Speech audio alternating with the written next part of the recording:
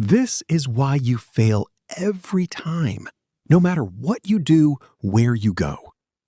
Skip the video if you're offended by what I will tell you today. There is a moment, so quiet, that almost nobody notices it. A moment when reality says no. And something inside you cannot accept it. A child draws a picture. They run toward their parents with excitement. Look what I made! The parent smiles. That's beautiful. The child smiles back. Not because the drawing is beautiful. Mind begins to believe. Without realizing it, their brain quietly connects two things: approval and identity. Years later, the drawing changes. Now it's exam results, a promotion, followers, income, awards, compliments, titles. The child disappears. But the equation remains. If they admire what I do, then I must be enough.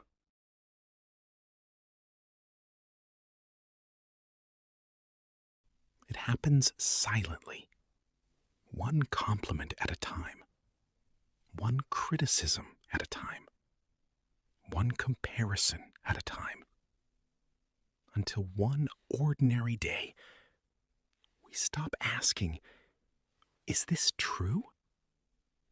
and begin asking, "Do people still see me the same way?"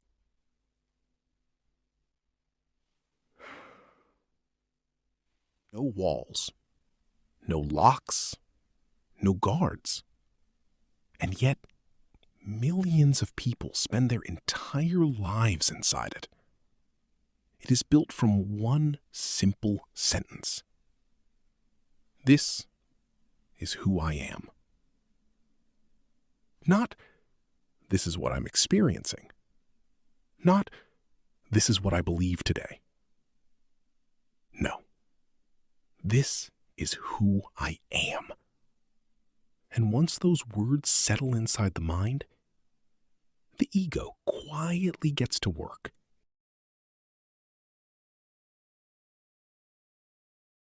People introduce him as, he's incredibly successful. He likes hearing it. Who wouldn't? Eventually, he no longer owns the success. The success owns him. Because now he has something to protect. Not the company, the image. 1 year later, the market crashes. The business struggles. Money disappears. People whisper. Some stop calling. Some disappear completely. He tells himself, I've lost my company. Isn't only the company. It's the sentence that follows. Who am I now? Reality took away a business. The ego believed it took away a person.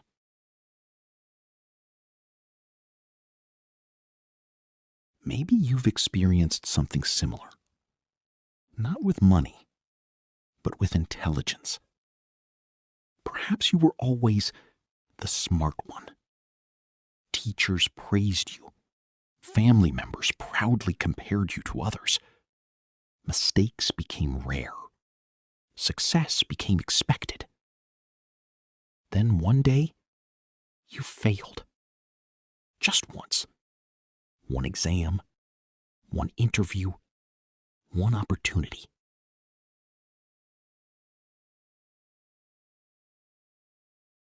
It felt like the collapse of an entire identity.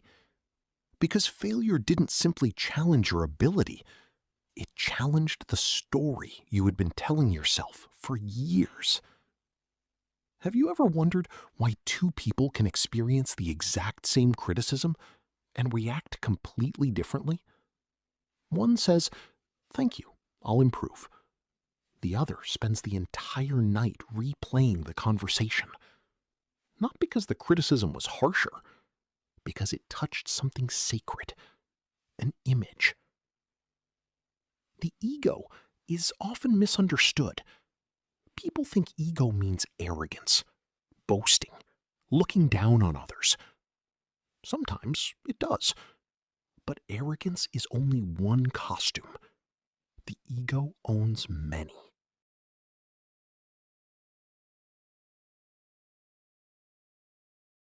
As insecurity, sometimes as perfectionism, sometimes as victimhood, sometimes even as humility. Yes, even humility. Because saying, "I'm the most humble person here," is simply another way of protecting an identity. The ego has one job: protect the story, no matter what, even if the story is painful. Imagine someone who has believed for 20 years. Imagine someone who has believed for 20 years, "Nobody ever understands me." It hurts deeply. Yet one day, someone genuinely tries to understand them. Do you know what often happens? They push them away. Not intentionally, unconsciously. Because acceptance threatens the old identity. If they've always been the misunderstood one, who are they without that story? The mind would often rather keep a painful identity than face an unfamiliar freedom. Think about arguments. Very few arguments are actually about truth. Listen closely the next time two people disagree. Immediately replies, "No, you're wrong." Neither person pauses. Neither becomes curious. Neither asks, "Could I be mistaken?" Why? Because the conversation quietly stopped being about facts. It became about survival. Not physical survival, psychological survival. The ego hears, "Your opinion is wrong," and translates it into, "You are wrong." Those are completely different sentences. Yet the ego cannot tell them apart. So instead, we explain, defend, justify, interrupt, change the subject, blame circumstances, blame timing, blame other people, anything except allowing the image to break.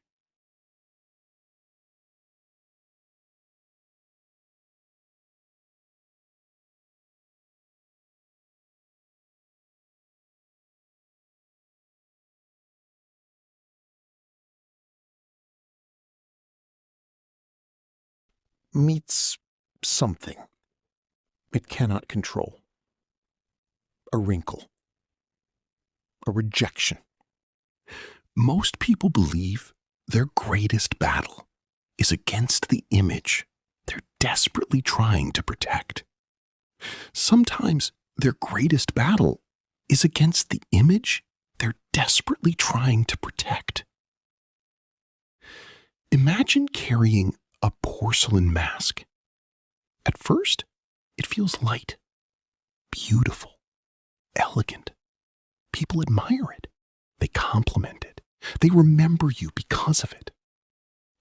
So naturally, you begin protecting it. Every conversation becomes careful. Every decision becomes calculated. Every mistake becomes dangerous. Not because mistakes are fatal, but because the mask might crack. into you. The mask slips. For just a moment, people see your fear. You apologize. You laugh it off. But inside, your heart races. Not because they discovered your weakness, because they discovered you were human. The strange thing about ego is that it spends years trying to hide the very thing that connects us all: imperfection. There is a young entrepreneur who has built a successful company. Every room he enters, people stand a little straighter. They ask for advice. They admire his confidence. He enjoys helping them. He enjoys the respect. Slowly, without noticing, he begins believing, I am the successful one. Then one year, everything changes. A recession arrives. Clients disappear. Employees leave. Debt grows. His office becomes quieter. His phone rings asking for advice. Some quietly disappear from his life. One evening, he locks the office door for the final time. As he walks toward his car, he doesn't cry because the business ended. He cries because he no longer knows how to introduce himself. Reality closed a company.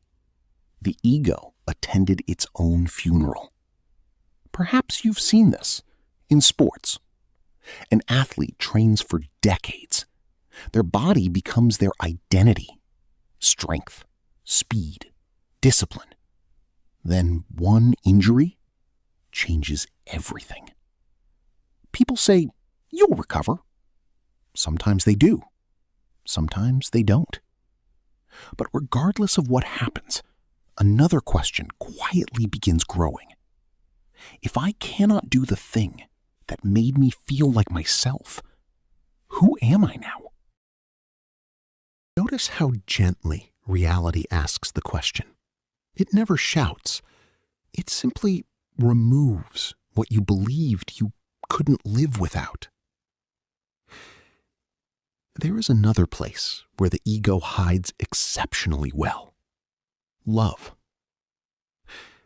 We like to believe we love people for who they are. Sometimes we do. But sometimes we love who they make us believe we are. Think about the pain of rejection. A relationship ends. Someone says, I don't think we're right for each other. Reality has spoken about compatibility. The ego hears, you were not enough. Those are not the same sentence, yet the wound feels identical. More successful, more interesting, not because they truly wanted to grow, but because they wanted reality to reverse its decision. The ego whispers strange bargains. If I become extraordinary, nobody will reject me again. If I become richer, nobody will overlook me. If I become perfect, nobody will criticize me. Listen carefully. Those aren't goals. They're negotiations. The ego isn't chasing success. It's trying to erase vulnerability. And that negotiation never ends.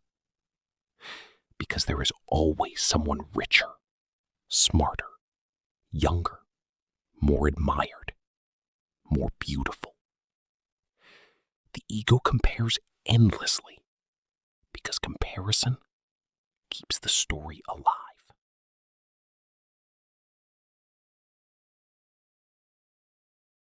Cannot say, I don't know, even when it's obvious. They answer every question, offer opinions on everything, interrupt conversations, correct tiny details. People assume they enjoy being right. Sometimes that's not true. Sometimes they're terrified of appearing uncertain because certainty has become part of their identity. If they admit, "I don't know," they fear the entire image might begin collapsing. It doesn't fear ignorance. It fears exposure. Psychologists often speak about cognitive dissonance, the uncomfortable tension we feel when reality disagrees with the story we tell ourselves. Imagine a man who believes, "I'm always fair." One day, his daughter quietly says, "Dad, you never really listen to me." Immediately, his mind searches for evidence. "That's not true. I worked hard for this family. I did my best." Came defense. Not because he doesn't love his daughter, because reality has challenged an identity. The ego rushes in like a lawyer defending a client. It gathers evidence, explains, justifies, argues, anything except asking, could there be something here I haven't seen? This is why growth often feels humiliating. Not because learning is painful, because learning requires allowing an old identity to die. Every expert was once a beginner. Every wise person was once confidently mistaken. Every compassionate person was once blinded by their own perspective. Reality didn't punish them. Reality educated them. Render certainty, and the ego would often rather stay certain than become free. There is a mirror that life quietly places before each of us, not once, again and again, after failure, after criticism, after heartbreak, after success, after aging, after loss. Every time the mirror asks the same question. Not, are you good enough? Not, are you successful? Not, do people admire you? Only this. Can you still recognize yourself when the image begins disappearing?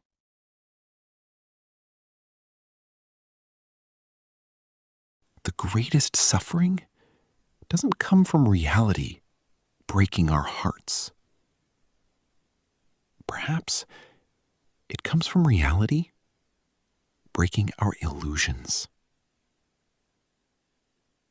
And yet, there is something extraordinary about an illusion breaking. Because only then can you finally see what was standing behind it.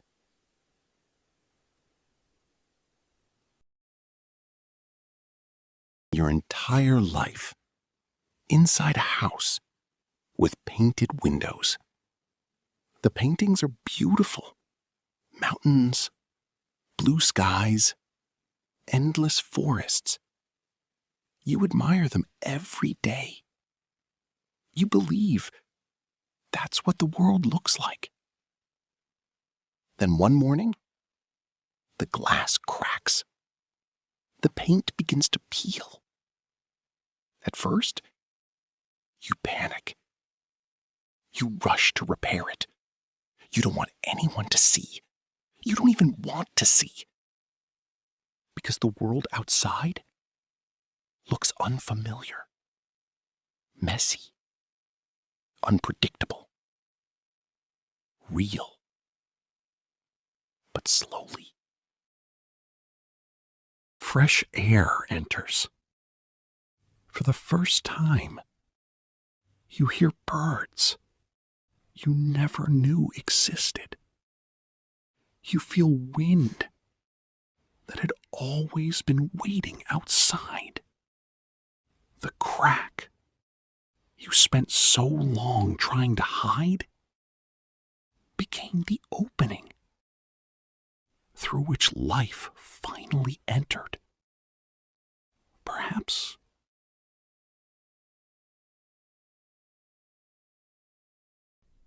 not destroy you, introduce you to yourself.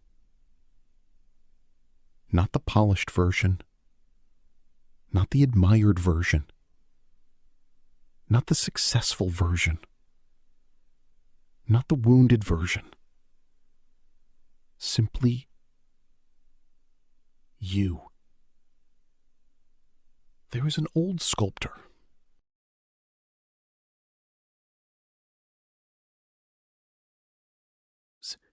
He smiled and replied, "I never created them.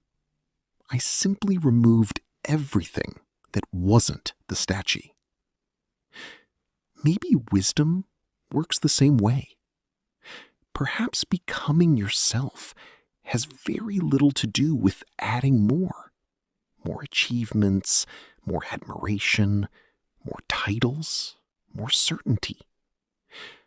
Perhaps it has everything to do with removing what never truly belonged. Nobody knew your name. No reputation, no followers, no profession, no degrees hanging on the wall. No one asking what you own. No one caring how successful you've been. At first, that thought feels frightening, almost unfair. Then ask yourself, what exactly disappeared? Your life? Or only the evidence you've been using to prove that your life mattered? There is a quiet difference between confidence and ego. Ego walks into a room asking, how do these people see me? Confidence walks into the same room asking, how can I see these people? Ego listens because it is genuinely curious. Ego needs to win. Confidence wants to understand. Ego fears silence. Confidence is comfortable inside it. One is constantly performing. The other is simply present. Have you noticed how children ask questions? They don't mind looking foolish. They point at clouds, ask impossible things, laugh at their own mistakes, fall, stand up, try again. Somewhere along the journey, many of us stopped learning. Not because we lost curiosity, because we became afraid of looking like beginners. And the day we become afraid of being beginners,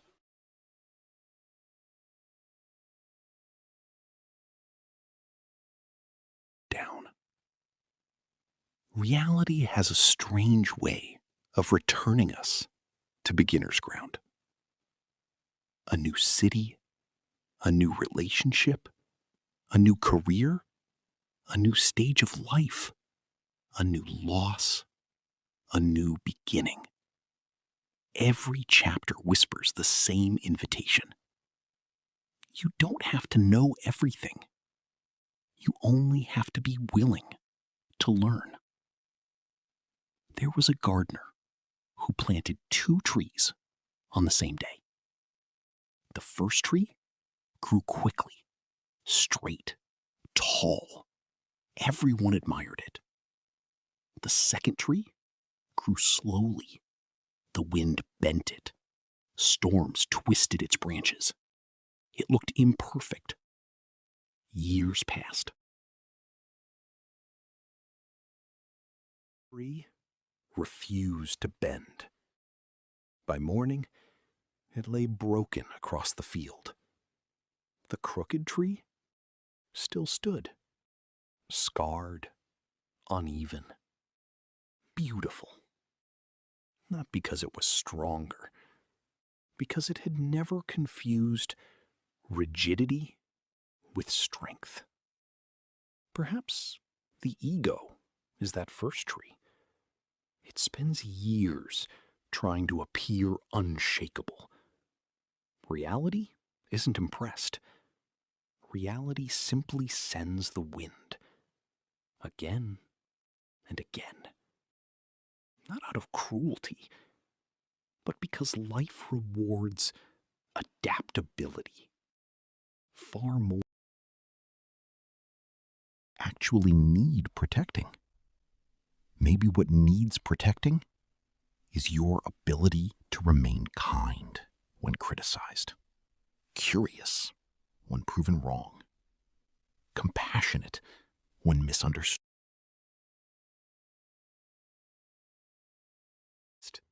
when embarrassed, present when the applause stops. Those things cannot be taken away by failure because they were never built from success. Remember the child holding up the drawing? Perhaps they were never asking, "Is my picture beautiful?" Perhaps they were asking, "Am I safe to be seen?" And perhaps we never really stop asking that question. We simply change the drawing.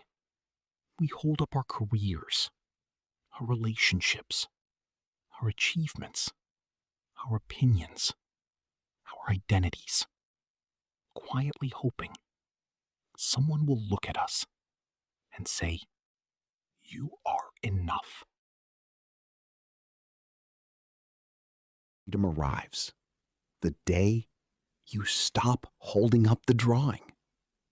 Not because it no longer matters, but because your worth was never hiding inside it. Take one slow breath. Think about the image you've spent years defending. The intelligent one, the successful one, the strong one, the victim, the perfectionist, the one who never cries, the one who always knows, the one moment. Imagine placing that image gently on the ground, not destroying it, not rejecting it, simply setting it down. Notice how surprisingly light your hands become. Reality was never your enemy. It never came to humiliate you. It came to separate who you truly are from everything you only believed you had to be. Because the strongest person isn't the one whose ego never cracks.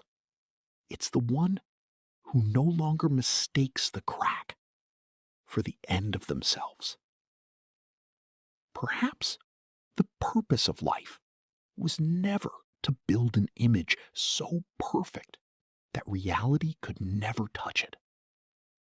Perhaps the purpose was to become so deeply rooted in truth that reality no longer needs to. Confronting reality, and finally begins walking beside it. Sleep well or get awake.